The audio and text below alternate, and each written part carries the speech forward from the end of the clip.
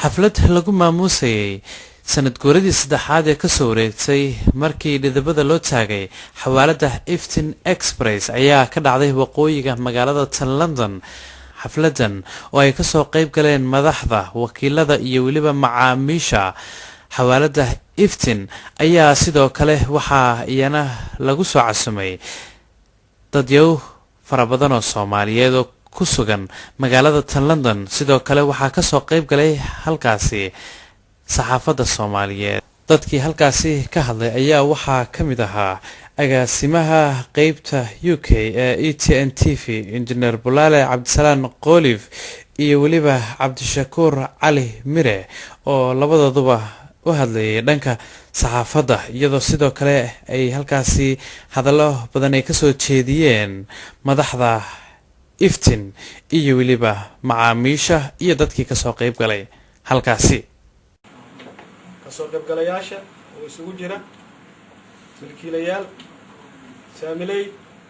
wakiilo, macaamiil, aad baad u mahadsantihiin. waxaan kaloo uga mahad celinayaa ama salaan diiran halkan uga dirayaa dhammaan meel kasta ay joogaan aas-aasayaashii Iftin, saamileydii Iftin, wakiiladooda,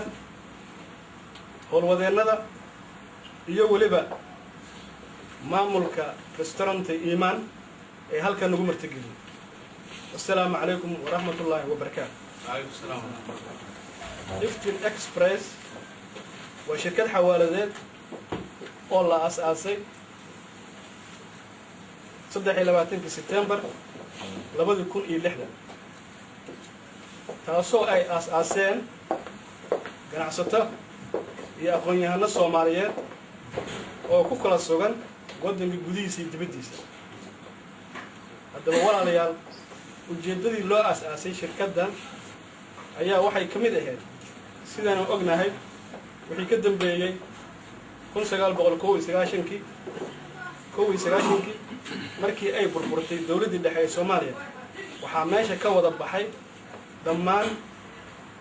adeegii bulshada loo qaban jiray, ha ahaato waxbarasho, ha ahaato caafimaad, ha ahaato adeegyadii bangiyada qaban jireen. sidaa daraaddeed Iftin waxay u istaagtay siday qaybteeda uga qaadan lahayd oo ay wax ugu qaban lahayd bulshada Soomaaliyeed ee kala jooga 5 qaarada adduunka, maadaama dal burburay aad garan kartaan dadkiina wada qaxooti noqdeen. sidaas ayaa ganacsatadii Soomaaliyeed, aqoon-yahankii Soomaaliyeed ee arrintan soo jeediyey waxay isku booriyeen inay qaybtooda ama qayb libaax ka qaataan shirkadaha kale ee la midka ah ee wax u qabta. sidaa daraaddeed sidaan hore kugu sheegay 23 September 2006 oo ahayd maalin bishii Ramadaan ayay shirkaddu shaqo bilowday. intaa kadib shirkaddu waxay u furtay dadka Soomaaliyeed meel kasta ay joogaan inay maalgashan karaan shirkaddaas, taas oo ay ka heshay saamiley ku darsaday lacag shirkadda. haddaba ujeeddadii aas-aasku ayaa waxaan rabaa in yaroo kooban inaan kaga sheego oo ah qodobka hore aan usoo sheegnay in ay wax u qabato ummadda Soomaaliyeed meel kastoo joogaan gudaha iyo dibadda. 2 in dadka shirkadda lacag dhigtay ay ka sameeyaan faa'iido. 3 oo ah qodobka ugu muhiimsan, shaqo abuuris. yani waxay shirkadda abuurtay ama markay dhaqan gashay ay samaysay dad badan oo Soomaaliyeed oo gudaha iyo dibadda ah shaqaalo uga ah oo income joogto ah kaga xisaabtama. wakiil kasta oo ay shirkaddu qorato waxay kuma qorato qabiil iyo wuxuu leeyahay. shirkaddu waxay raacdaa 1 aqoonta xirfadeed oo wakiilkaas leeyahay, bulshadu qiimaha uu ka leeyahay, iyo amaanadiisa. dhowrkaas qodob markii la fiirso ayay shirkadda horta ku qaadatay habka ay wakiilada u qaadato weeyaan taa. waxaa mahadle ilaahay inoo fududeeyey inaynu halkan ku kulano maanta. hadda labaad waxaan u mahadnaqayaa shirkadda Iftin Express oo ah runtii xawaalad Soomaaliyeed. waxaan moodaa Soomaalidu waayahan daba inay la yidhaahdo xawaalad qisaas xawaalad, laakiin anigu waxaan dhahayaa waa xawaalad Soomaaliyeed.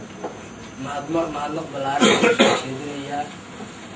weliba gaar ahaan saxaafad ahaan sida naloo casumay iyo siday noogu yeereen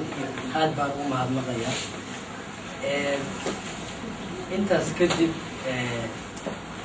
weliba waxaa maanta moodaa meesha keliya oo haddaynu Soomaali ka nahay aynu ka nool nahay inay tahay maxaan ku raacdaa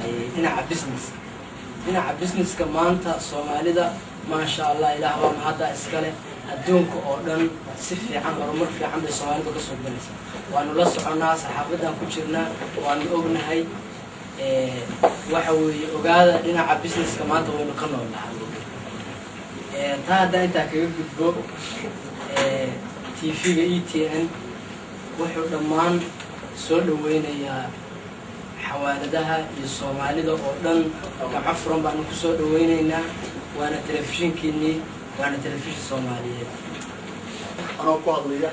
magaca walaalaha iyo suxufiyiinta iyo saxaafadda Soomaaliyeedba inaan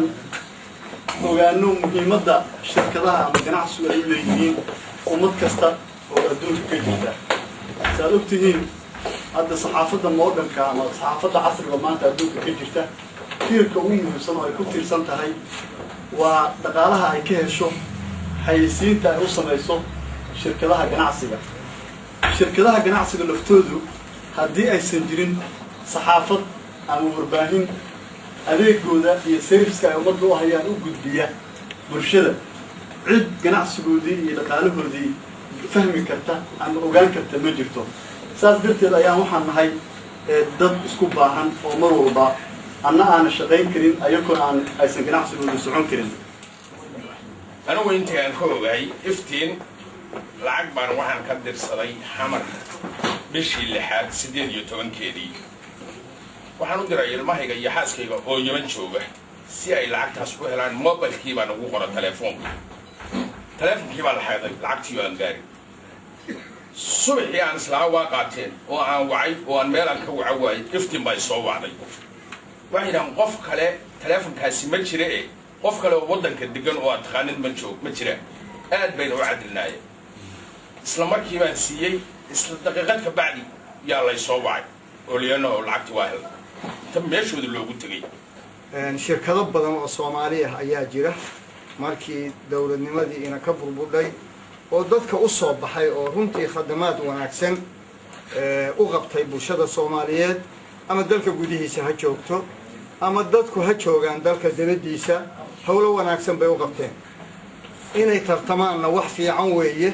oo annaga dadweynaha waxaanu danaynaynaa habda midii aanu ku aragno wax wanaagsan inay dadka u qabanayso taasaan niyadayadu la jibaa xafladan oo ahayd xaflad si heer sare ah loo soo agaasimay ayaa waxay ku dhamaatay si aad u qurux badan. Cabdinaasir Ciro, ETN, London.